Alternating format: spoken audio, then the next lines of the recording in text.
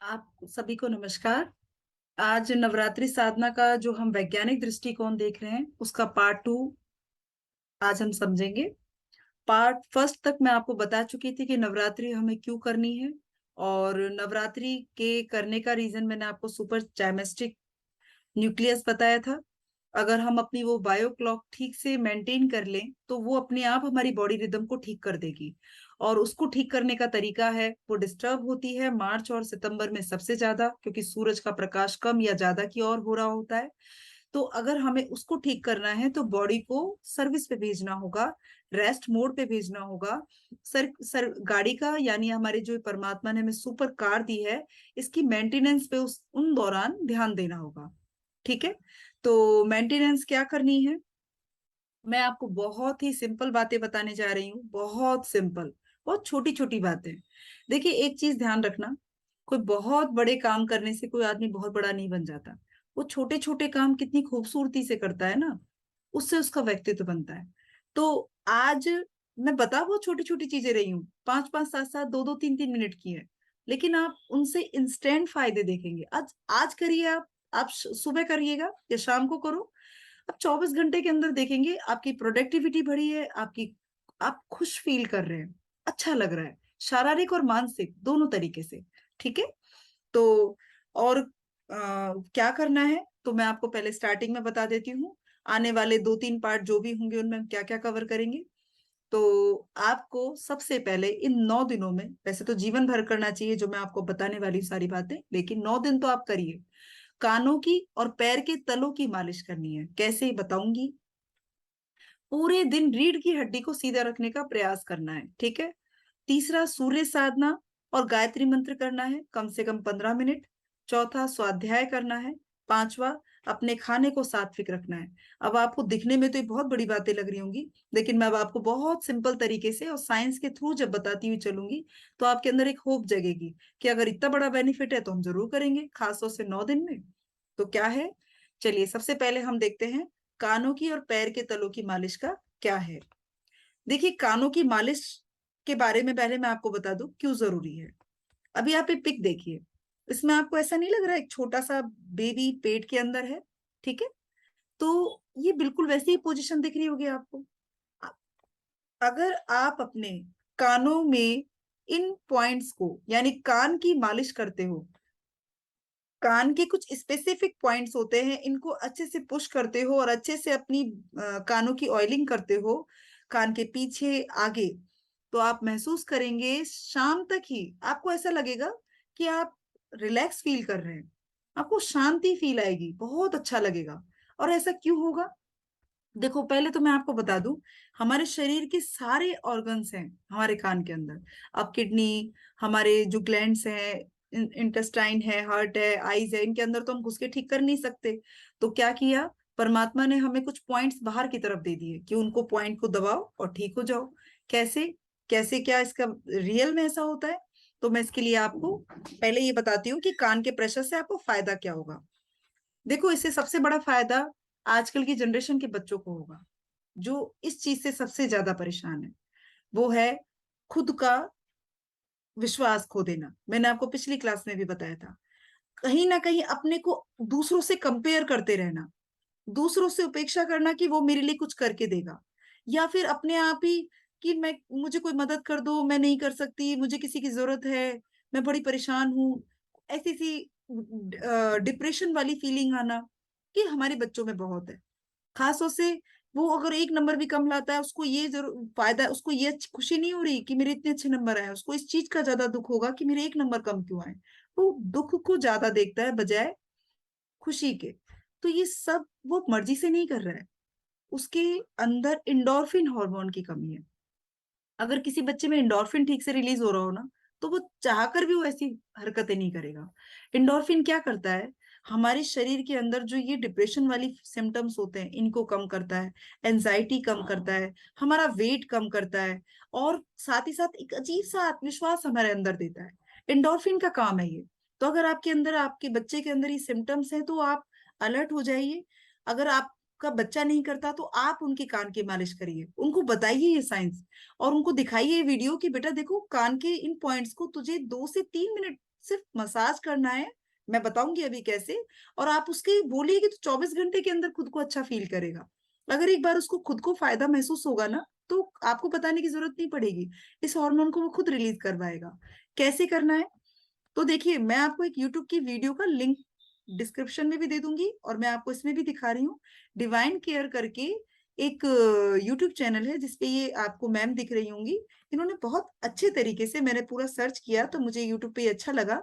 इन्होंने बहुत अच्छे तरीके से, पॉइंट टू पॉइंट तरीके से बताया है कि कान पर किस तरीके से आपको मसाज करना है। ठीक है, तो आप ये यूट्यूब पे आप ये देख लीजिए, हेडिंग करके इस तरीके से आप डालेंगे तो आपको स्टार्टिंग में ये मिल जाएगा। ठीक है, इसके बाद आता है पैर के तलों की मालिश। बिल्कुल सेम साइंस और सेम प्रोसेस पैरों का भी होता है।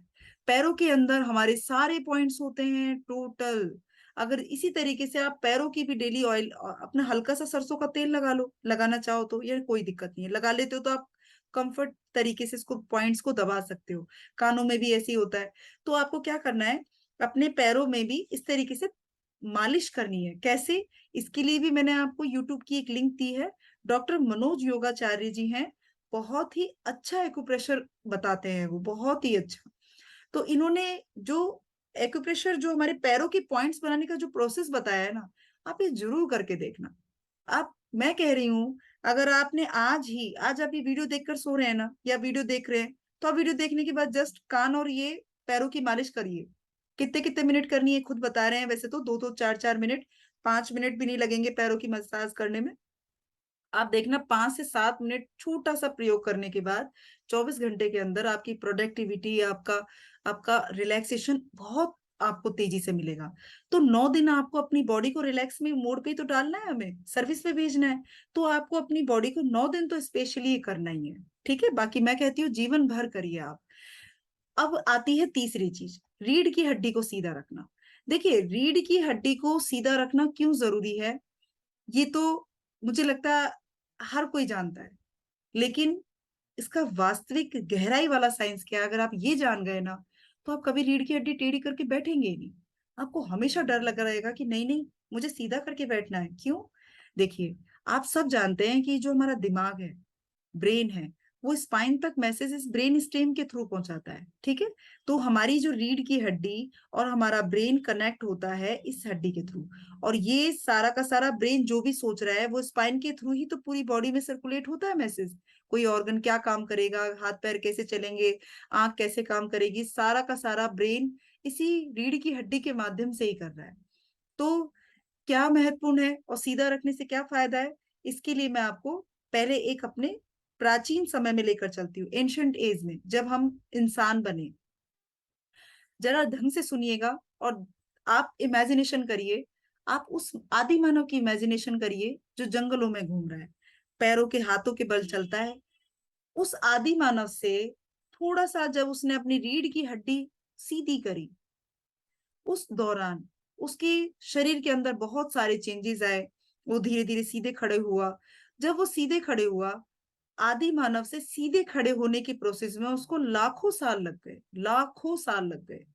लेकिन जब होम सीधा खड़ा होने वाला आदमी, जिसको हम साइंटिफिक लैंग्वेज में होमो इरेक्टस कहते हैं, होमो इरेक्टस को होमो सेपियंस यानी बुद्धिशील प्राणी बनने में कुछ ही हजार साल लगे।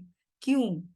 क्योंकि जब इरेक्टस यानी जब उस आदि मानव की रीढ़ की हड्डी सीधी हुई, तब उसकी बुद्धि चलने लगी और उसने बहुत तेजी से मकान बनाया, समाज बनाया, सोसाइटी बनाई, रॉकेट बनाए, मंगल तक गए।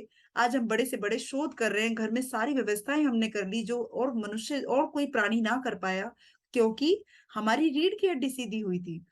रीढ़ की हड्डी सीधी होने से आप सोच सके।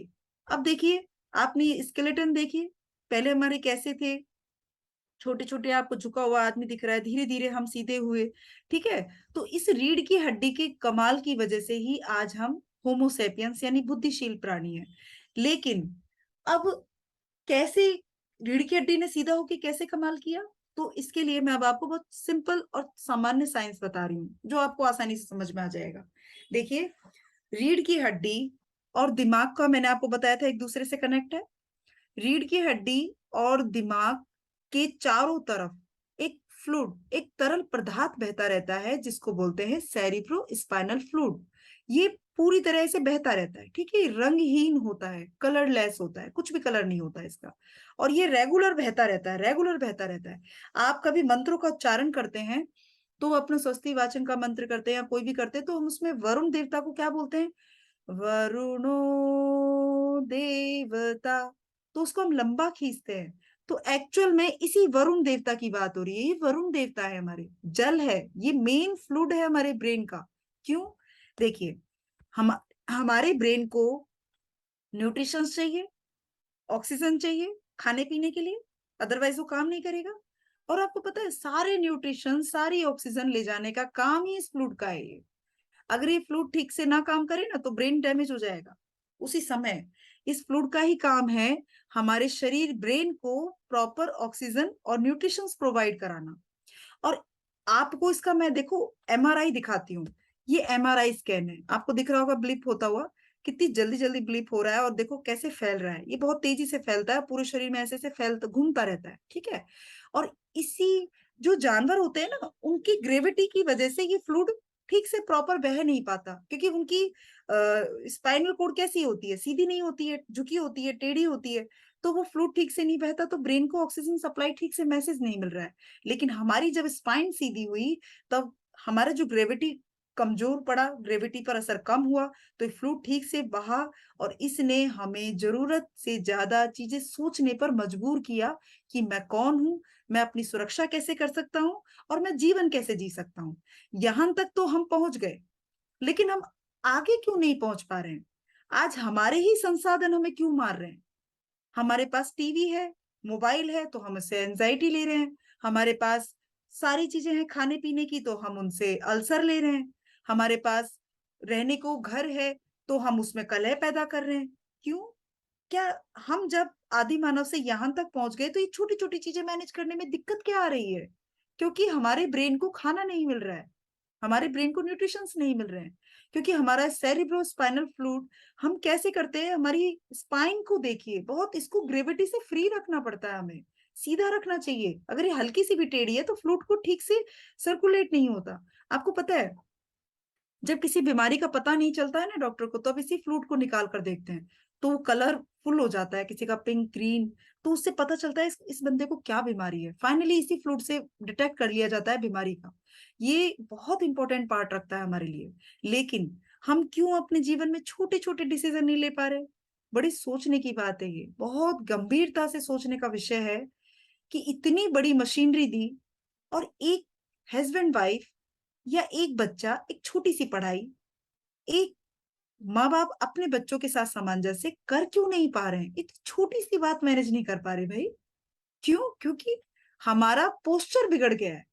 हम रीढ़ की हड्डी को सीधा ही नहीं रखते हैं, तो कैसे बैठते हैं? अभी मैं वीडियो बता रही हूँ, जैसे ही मैंने कहा रीढ़ की हड्डी को सीधा करो, तो आपने भले ही कर ली। कुछ लोग अभी भी बिल्कुल टेढ़े बांके बैठे होंगे, तो हम ऐसे बैठे रहते हैं, ऐसे झुके रहते हैं। या फिर हम जब चेयर पे बैठते हैं तो हमारी पोस्चर ये रहती है। या फिर आप देखिए, हम लैपटॉप पे डेस्कटॉप पे काम करते हैं तो हमारी पोजीशन कैसी झुकी रहती है। या फिर हम जब चलते हैं तो भी हम ठीक से नहीं चलते हैं। और फिर एक सबसे बड़ा खतरनाक यंत्र, मोबाइल, सबके मोबाइल में गर्दन टेढ़ी रहती है। तो अब आप बताइए, ये तो सबसे ज्यादा यूज आने वाला डिवाइस है, तो आप कितने घंटों हम किस डिग्री के एंगल पे रहते हैं? हम 60 डिग्री पे झुके रहते हैं। तो इससे देखिए, आपको यहाँ पर मैंने एक्सरे रिपोर्ट्स भी लगाई हैं, देखिए कैसे स्पाइन, कौन सी स्पाइन नॉर्मल होती है, ये नॉर्मल स्पाइन है। इस तरीके से हल्के से झुकाव ली हुई, और यहाँ पर देखिए कैसी हो गई है। और आप यकीन मानिए, आज के समाज में सबसे ज्यादा सर्वाइकल हो रहा है लोगों को। क्यों? क्योंकि पोस्चर बिगड़ गई है। कमर में दर्द रहता है, क्यों? क्योंकि रीढ़ की हड्डी से हम ठीक से नहीं बैठते हैं। सारी बीमारियों का जड़ रीढ़ की हड्डी का सीधा ना रहना है। और अगर आपको सच में आध्यात्मिक लाभ लेने हैं, भौतिक तो छोड़िए, वो तो मिलेंगे ही। अगर आपको अपने जीवन में आध्यात्मिक लाभ लेने हैं, ध्यान बढ़ाना है, अपनी सोचने की क्षमता बढ़ानी है, अच्छी अच्छी अनुभूतियां करनी है, कोई कोई बड़े बड़े ऋषि संतों ने हमें इतना ज्ञान दिया, उसको जीवन में उतारना है, तो आपको हर हालत में सीधी रीढ़ की हड्डी करके बैठना ही पड़ेगा। आप हमेशा सीधी करके रखिए, भूल जाते हैं फिर सीधी करिए। तो आपको इन 9 दिनों के दौरान अपनी रीढ़ की हड्डी सीधी करने का अभ्यास निरंतर करना है। ठीक है, ये आपकी नवरात्रि साधना का एक जरूरी कंसेप्ट है। ठीक है, तो आपको मैंने शारीरिक 3 क्रियाएं बताई हैं। क्या क्या? एक कान की मालिश, एक पैरों के तले की मालिश, और एक आपकी रीढ़ की हड्डी को सीधा रखना। ये आपके शरीर के उपक्रम रहेंगे जो ज्यादा टाइमिंग वाले नहीं है। जब भी याद आ जाए रीढ़ की हड्डी सीधी रखो, मोबाइल पे काम करो तो अपना एंगल ठीक रखो, पैरों के तले की मालिश कर लो और अपने कानों की मालिश, ज्यादा ज्यादा 5-7 मिनट का पूरे दिन में। तो आपको ये शारीरिक सारे क्रियाएं करनी है। ठीक है, तो ये तो हो गया पार्ट सेकंड, जिसमें मैंने आपको शारीरिक क्रियाएं बताई। अब सेकंड पार्ट में मैं आपको कुछ मानसिक एक्सरसाइज बताऊंगी, वो भी आपको करनी जरूरी है। और विश्वास करिए, जितनी सिंपल ये है उतना ही बड़ा फायदा ये आपको देंगी। ठीक है, चलिए मिलते हैं नेक्स्ट थर्ड पार्ट में। सेकंड पार्ट यहीं पर मैं क्लोज करती हूँ। आपका बहुत बहुत धन्यवाद।